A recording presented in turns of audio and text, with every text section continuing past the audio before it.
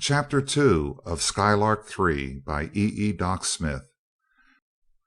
Dunarek Visits Earth. Martin Crane reclined in a massive chair, the fingers of his right hand lightly touching those of his left, listening attentively. Richard Seaton strode up and down the room before his friend, his unruly brown hair on end, speaking savagely between teeth clenched upon the stem of his reeking, battered briar, brandishing a sheaf of papers.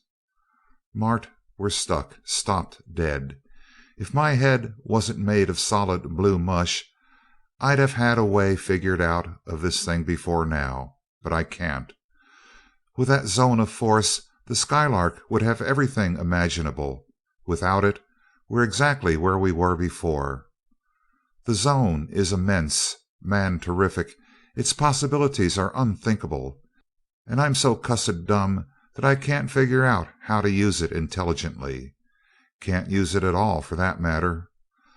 By its very nature, it is impenetrable to any form of matter, however applied, and this calc here," slapping viciously the sheath of papers containing his calculations, "shows that it must also be opaque to any wave whatever, propagated through the air or through ether, clear down to cosmic rays. Behind it we would be blind and helpless, so we can't use it at all. It drives me frantic.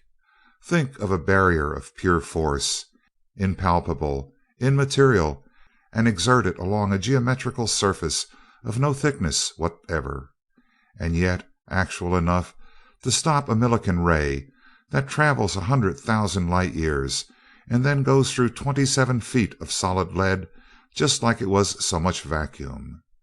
That's what we're up against. However, I'm going to try out that model, Mart, right now.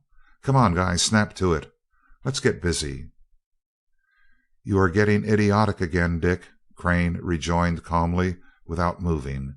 "You know, even better than I do, that you are playing with the most concentrated essence of energy that the world has ever seen.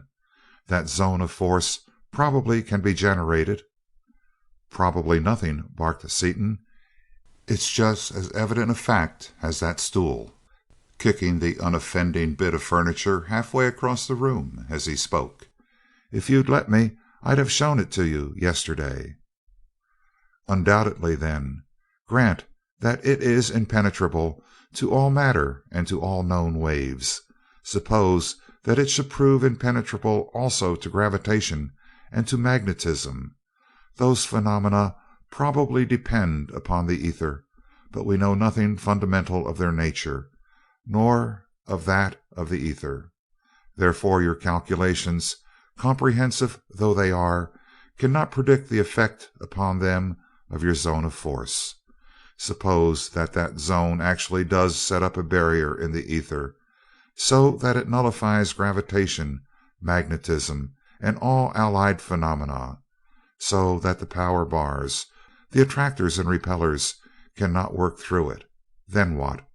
As well as showing me the zone of force, you might well have shown me yourself flying off into space, unable to use your power and helpless if you released the zone.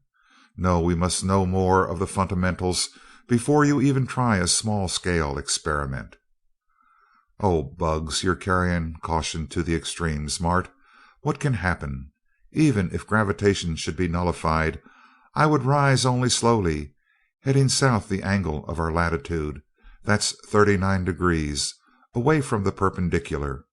I couldn't shoot off on a tangent, as some of these hotheads have been claiming.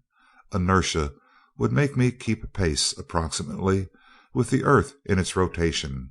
I would rise slowly, only as fast as the tangent departs from the curvature of the earth's surface. I haven't figured out how fast that is, but it must be pretty slow." "Pretty slow?" Crane smiled. "Figure it out." "All right, but I'll bet it's slower than the rise of a toy balloon." Seaton threw down the papers and picked up his slide rule, a 20-inch trigonometrical duplex. "You concede that it is allowable to neglect the radial component of the orbital velocity of the Earth for a first approximation, won't you? Or shall I figure that in too? You may ignore that factor. All right, let's see. Radius of rotation here in Washington would be cosine latitude times equatorial radius, approximately, call it 3,200 miles. Angular velocity, 15 degrees an hour. I want secant 15 less 1 times 3,200, right? Secant equals 1 over cosine, 1.035. Then 0.035 times 3,200. 112 miles first hour. Velocity constant with respect to sun. Accelerated respecting point of departure. Ouch, you win. Mart, I'd kind of step out. Well, how about this then? I put on a vacuum suit and carry rations. Harness outside with the same equipment I used in the test flights before we built Skylark 1, plus that new stuff and a coil. Then throw on the zone and see what happens. There can't be any jar in taking off, and with that outfit I can get back okay if I go clear to Jupiter. Crane sat in silence, his keen mind considering every aspect of the motions possible, of velocity, of acceleration, of inertia. He already knew well Seaton's resourcefulness in crises and his physical and mental strength.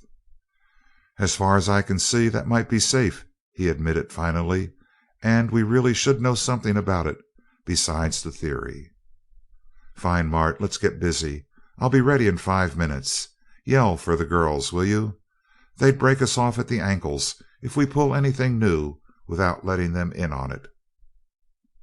A few minutes later, the girls strolled out into Crane Field, arms around each other.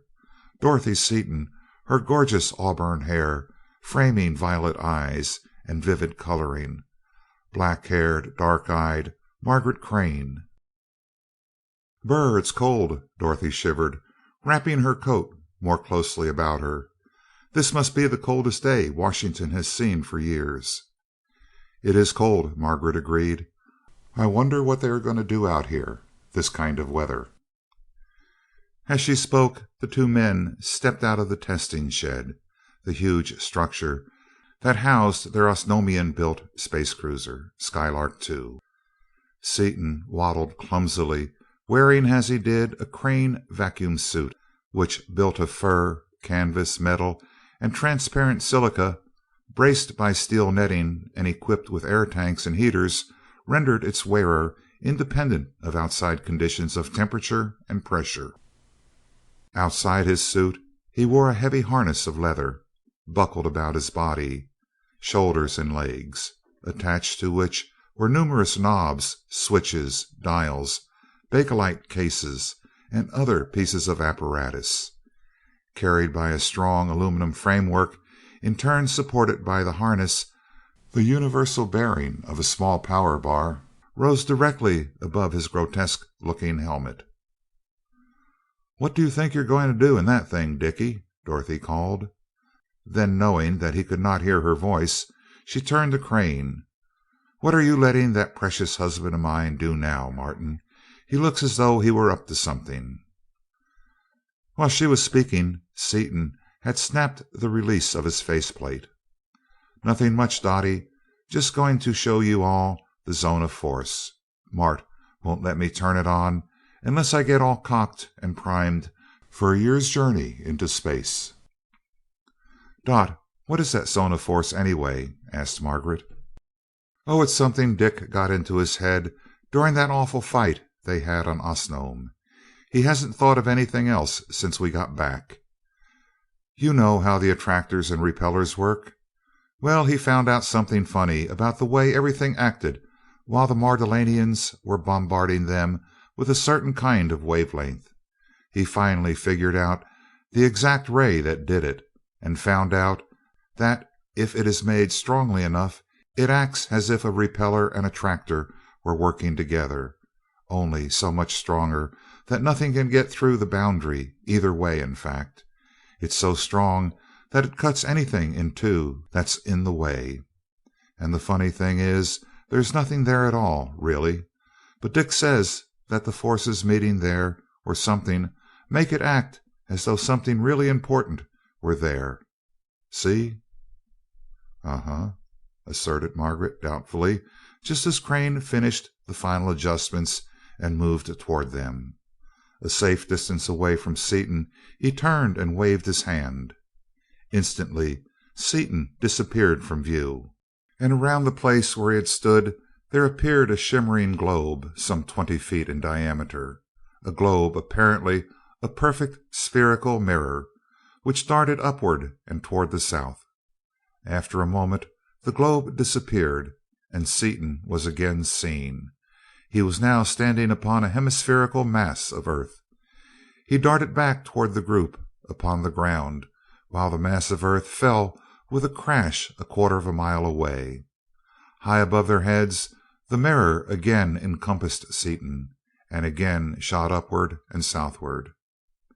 5 times this maneuver was repeated before Seaton came down, landing easily in front of them and opening his helmet. "It's just what we thought it was, only worse," he reported tersely.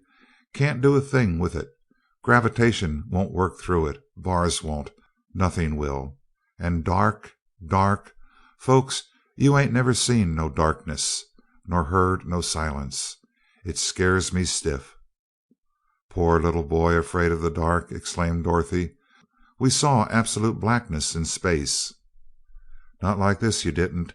I just saw absolute darkness and heard absolute silence for the first time in my life. I never imagined anything like it. Come on up with me and I'll show it to you." "No, you won't," his wife shrieked as she retreated towards Crane. "Some other time, perhaps." Seaton removed the harness and glanced at the spot from which he had taken off, where now appeared a hemispherical hole in the ground. "Let's see what kind of tracks I left, Mart," and the two men bent over the depression.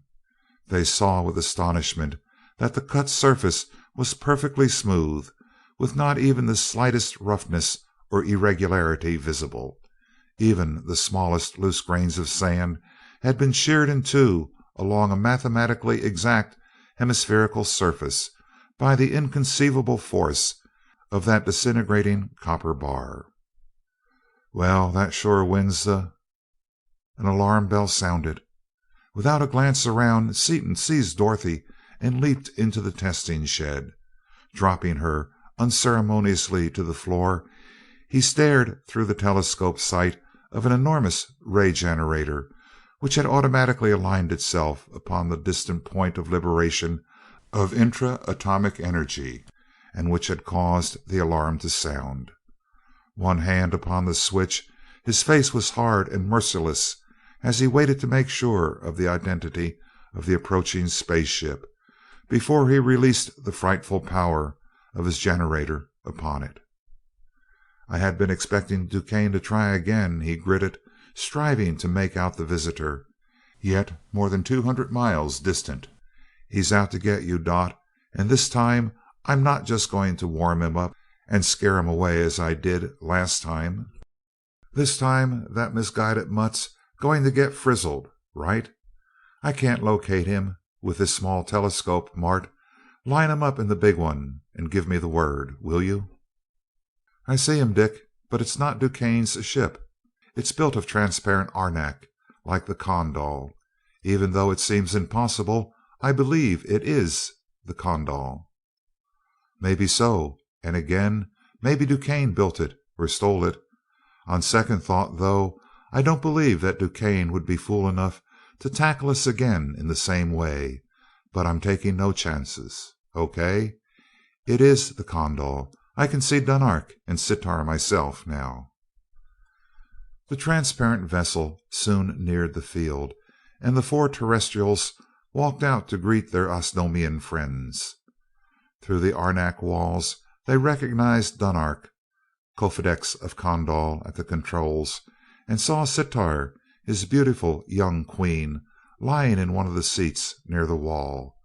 She attempted a friendly greeting, but her face was strained, as though she were laboring under a burden too great for her to bear. As they watched, Dunark slipped a helmet over his head and one over Sitar's, pressed a button to open one of the doors, and supported her toward the opening. "They mustn't come out, Dick!" exclaimed Dorothy in dismay. "They'll freeze to death in 5 minutes without any clothes on." "Yes, and Sitar can't stand up under our gravitation either. I doubt if Dunark can for long," and Seaton dashed toward the vessel, motioning the visitors back. But misunderstanding the signal, Dunark came on. As he clambered heavily through the door, he staggered as though under an enormous weight, and Sitar collapsed upon the frozen ground. Trying to help her, half kneeling over her, Dunark struggled, his green skin paling to a yellowish tinge at the touch of the bitter and unexpected cold. Seaton leaped forward and gathered Sitar up in his mighty arms as though she were a child. "Help Dunark back in, Mart," he directed crisply. "Hop in, girls. We've got to take these folks back up where they can live." Seaton shut the door, and as everyone lay flat in the seats, Crane, who had taken the controls, applied one notch of power, and the huge vessel leaped upward. Miles of altitude were gained before Crane brought the cruiser to a stop and locked her in place with an anchoring attractor. "There," he remarked calmly. "Gravitation here is approximately the same as it is upon Osnome." "Yes," put in Seaton, standing up and shedding clothing in all directions, "and I rise to remark that we'd better undress as far as the law allows, perhaps farther. I never did like Osnomians' idea of comfortable warmth, but we can endure it by peeling down to bedrock." Sitar jumped up happily, completely restored, and the three women threw their arms around each other. "What a horrible, terrible, frightful world!" exclaimed Sitar, her eyes widening as she thought of her first experience with our Earth. "Much as I love you, I shall never dare try to visit you again. I have never been able to understand why you Terrestrials wear what you call clothes, nor why you are so terribly, brutally strong. Now I really know. I will feel the utterly cold and savage embrace of that awful Earth of yours as long as I live." "Oh, it's not so bad, Sitar," Seaton, who was shaking both of Dunark's hands vigorously, assured her over his shoulder. "All depends on where you were raised. We like it that way, and Osnome gives us the pip. But you poor fish," turning to Dunark, "with all my brains inside your skull, you should have known what you were letting yourself in for." "That's true, after a fashion," Dunark admitted, "but your brain told me that Washington was hot. If I'd have thought to recalculate your actual Fahrenheit degrees into our Loro, but that figures only 47, and while very cold, we could have endured it. Wait a minute, I'm getting it. You have what you call seasons. This, then, must be your winter, right?" "Right the first time. That's the way your brain works behind my pan, too. I could figure anything out all right after it happened, but hardly ever beforehand. So I guess I can't blame you much, at that. But what I want to know is, how'd you get here? It would take more than my brains, and you can't see our sun from anywhere near Osnome, even if you knew exactly where to look for it." "Easy. Remember those wrecked instruments you threw out of Skylark One? When we built Skylark Two, having every minute detail of the configuration of Seaton's brain engraved upon his own, Dunark spoke English in Seaton's own characteristic careless fashion. Only when thinking deeply or discussing abstruse matter did Seaton employ the carefully selected and precise phrasing which he knew so well how to use. Well, none of them was beyond repair, and the juice was still on most of them. One was an object compass bearing on Earth.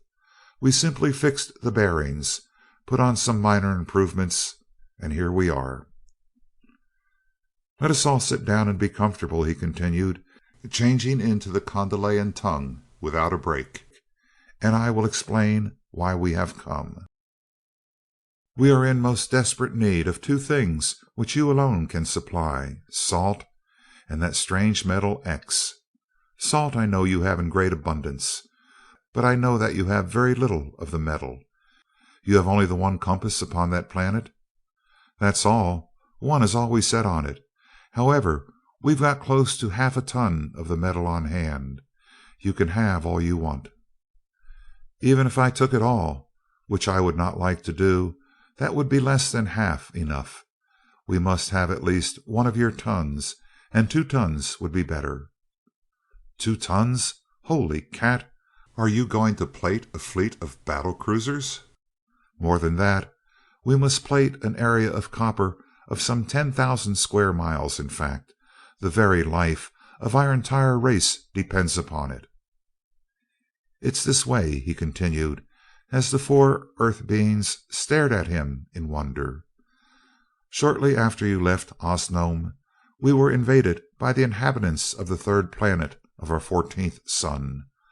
Luckily for us, they landed upon Mardonale, and in less than 2 days there was not a single Osnomian left alive upon that half of the planet. They wiped out our grand fleet in one brief engagement, and it was only the Kondal and a few more like her that enabled us to keep them from crossing the ocean. Even with our full force of these vessels, we cannot defeat them. Our regular Kondalian weapons were useless. We shot explosive copper charges against them of such size as to cause earthquakes all over Osnome, without seriously crippling their defenses. Their offensive weapons are almost irresistible. They have generators that burn arenak as though it were so much paper, and a series of deadly frequencies against which only copper-driven ray screen is effective, and even that does not stand up long." "How come you lasted till now, then?" asked Seaton. "They have nothing like the Skylark, and no knowledge of intra atomic energy.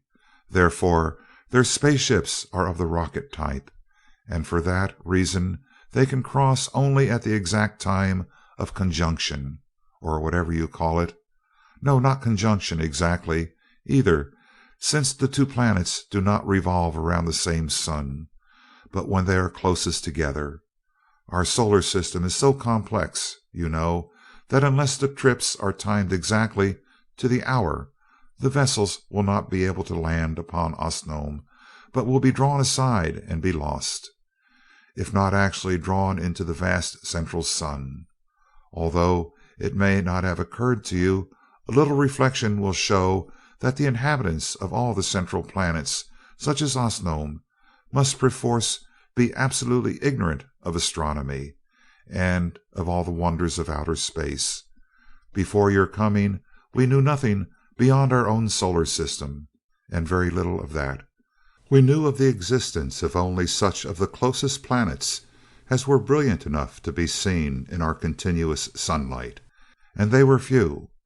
Immediately after your coming, I gave your knowledge of astronomy to a group of our foremost physicists and mathematicians, and they have been working ceaselessly from spaceships close enough so that observations could be recalculated to Osnome, and yet far enough away to afford perfect seeing, as you call it." "But I don't know any more about astronomy than a pig does about Sunday," protested Seaton. "Your knowledge of details is, of course, incomplete," conceded Dunarek, "but the detailed knowledge of the best of your earthly astronomers would not help us a great deal, since we are so far removed from you in space. You, however, have a very clear and solid knowledge of the fundamentals of the science, and that is what we need above all things." "Well, maybe you're right at that. I do know the general theory of the motions, and I studied some celestial mechanics. I'm awfully weak on advanced theory, though, as you will find out when you get that far." "Perhaps, but since our enemies have no knowledge of astronomy whatever, it is not surprising that their rocket ships can be launched only at one particularly favorable time, and there are many planets and satellites of which they can know nothing to throw their vessels off the course. Some material essential to the operation of their war machinery apparently must come from their own planet, for they have ceased attacking, have dug in, and are simply holding their ground. It may be that they had not anticipated as much resistance as we could offer with spaceships and intra-atomic energy. At any rate, they have apparently saved enough of that material to enable them to hold out until the next conjunction, I cannot think of a better word for it, shall occur. Our forces are attacking constantly with all the armament at our command, but it is certain that if the next conjunction is allowed to occur, it means the end of the entire Condalian nation." "What do you mean, if the next conjunction is allowed to occur?" interjected Seaton. "Nobody can stop it." "I am stopping it," Dunarek stated quietly, grim purpose in every lineament. "The conjunction shall never occur. That is why I must have the vast quantity of salt and X.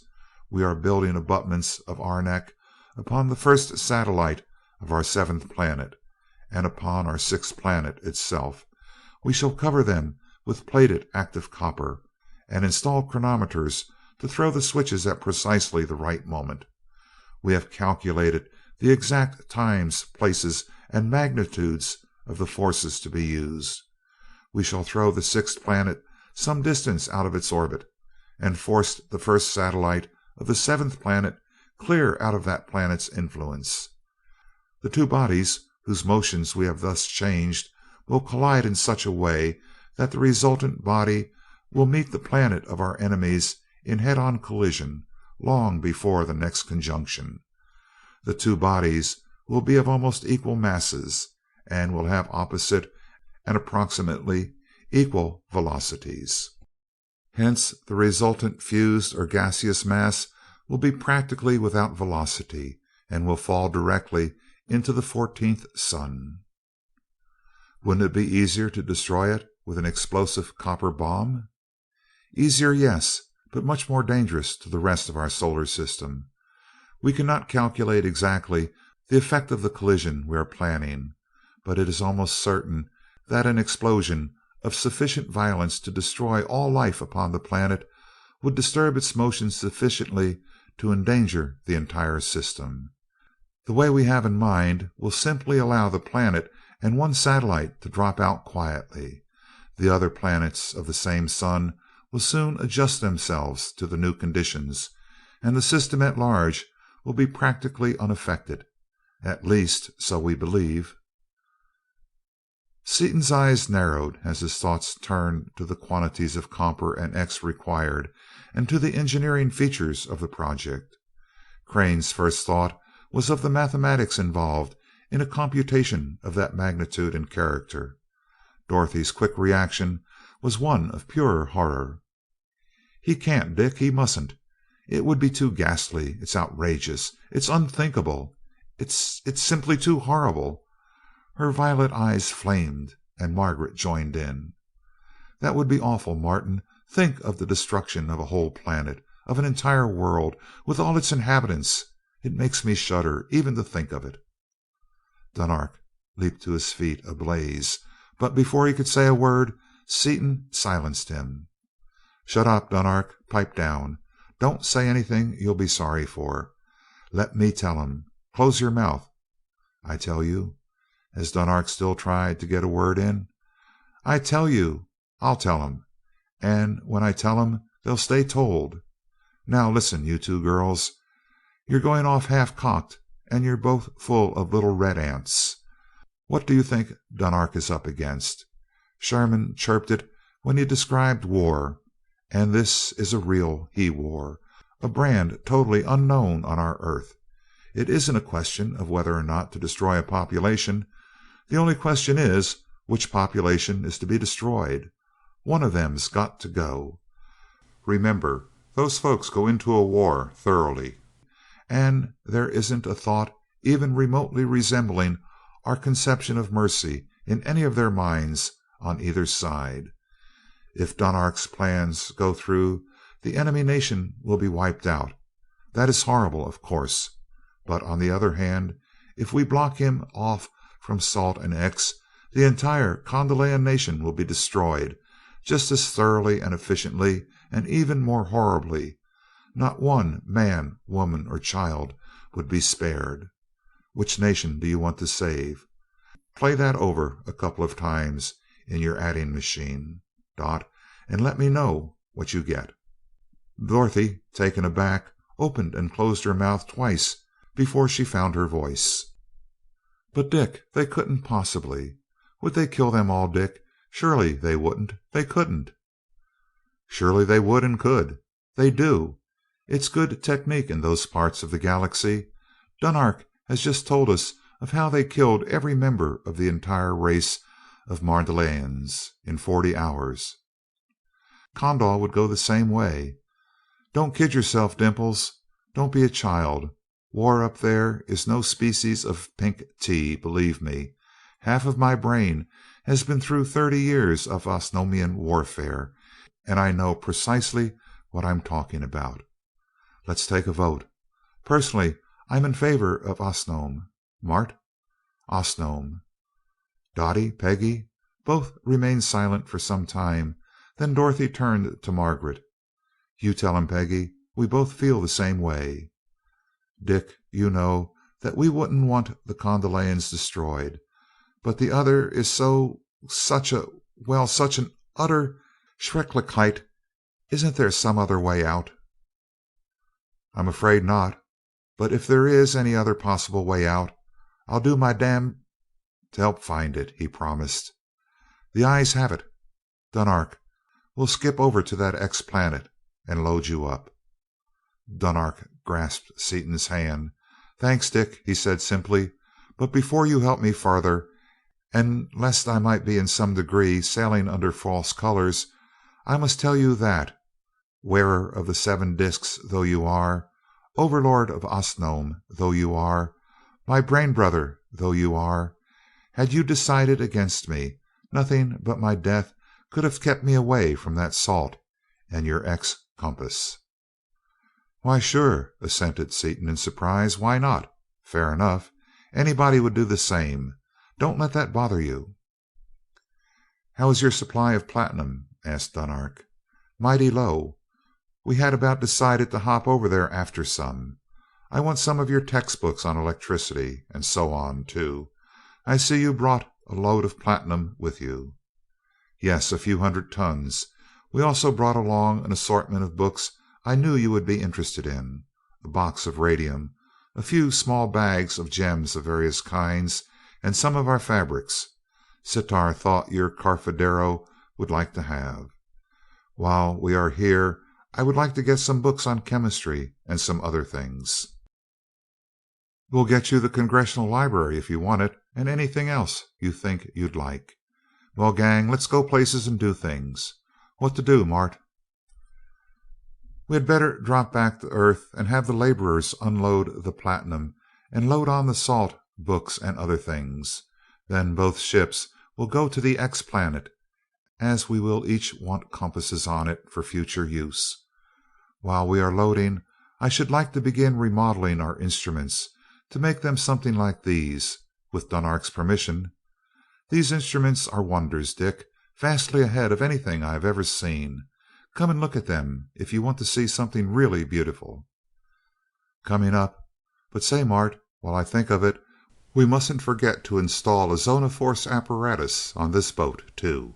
Even though we can't use it intelligently, it certainly would be a winner as a defense. We couldn't hurt anybody through it, of course, but if we should happen to be getting licked anywhere, all we'd have to do would be to wrap ourselves up in it. They couldn't touch us. Nothing in the ether spectrum is corkscrewy enough to get through it." "That's the second idea you've had since I've known you, Dickie." Dorothy smiled at Crane. "Do you think he should be allowed to run at large, Martin?" "That is a real idea. We may need it. You never can tell. Even if we never find any other use for the zone of force, that one is amply sufficient to justify its installation. Yes, it would be for you, and I'm getting to be a regular safety first Simon myself, since they opened up on us. What about those instruments?"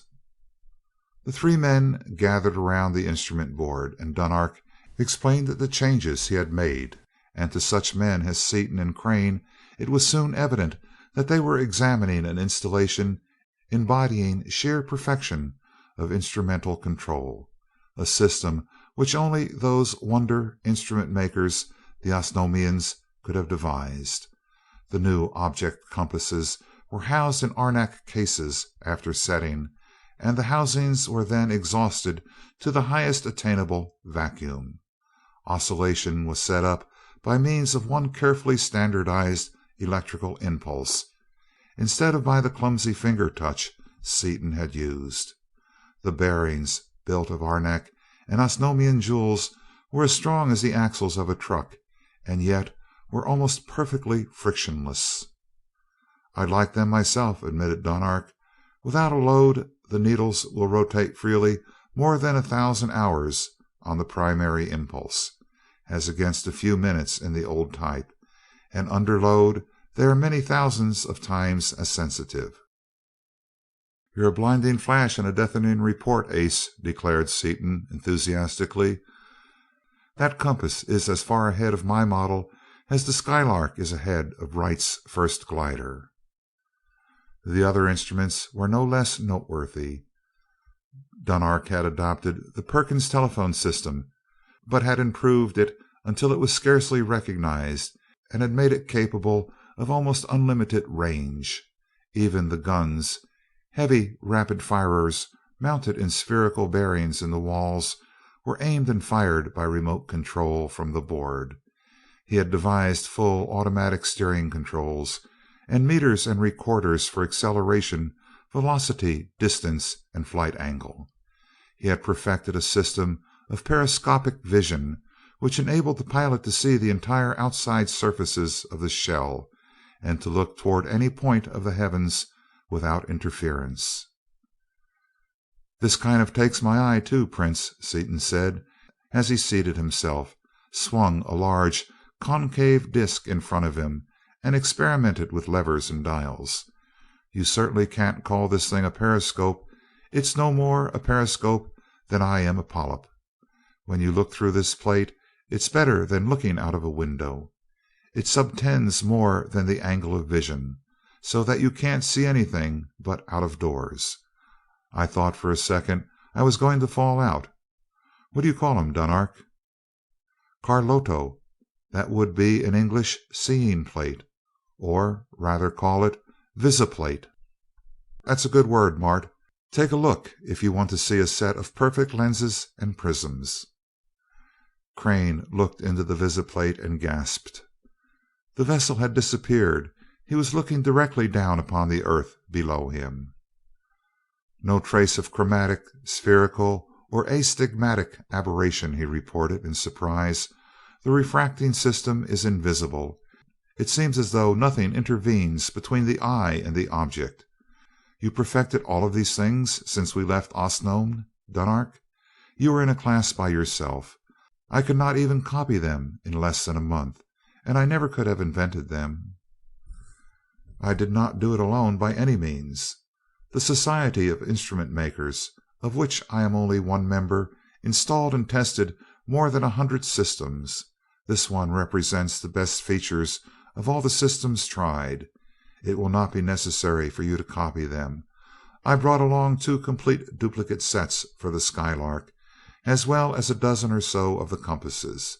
I thought that perhaps these particular improvements might not have occurred to you, since you terrestrials are not as familiar as we are with complex instrumental work." Crane and Seaton spoke together. "That was thoughtful of you, Dunark, and we appreciate it fully. That puts 4 more palms on your croix de guerre, Ace. Thanks a lot." "Say, Dick," called Dorothy from her seat near the wall, "if we're going down to the ground, how about Sitar?" "By lying down and not doing anything, and by staying in the vessel, where it is warm, she will be all right "For the short time we must stay here," Dunark answered for his wife. "I will help all I can, but I do not know how much that will be." "It isn't so bad lying down," Sitar agreed. "I don't like your Earth a bit, but I can stand it a little while. Anyway, I must stand it, so why worry about it?" "'At a girl," cheered Seaton. "And as for you, Dunark, you'll pass the time just like Sitar does, lying down. If you do much chasing around down there where we live, you're apt to get your lights and liver twisted all out of shape, so you'll stay put, horizontal. We've got enough men around the shop to eat this cargo in 3 hours, let alone unload it. While they unload and load you up, we'll install the zone apparatus and put a compass on you, and put one of yours on us, and then we can hop back up here where you're comfortable. Then, as soon as we can get the Lark ready for the trip, we'll jump up here and be on our way. Everything clear? Cut the rope, Mart. Let the old bucket drop." End of chapter 2.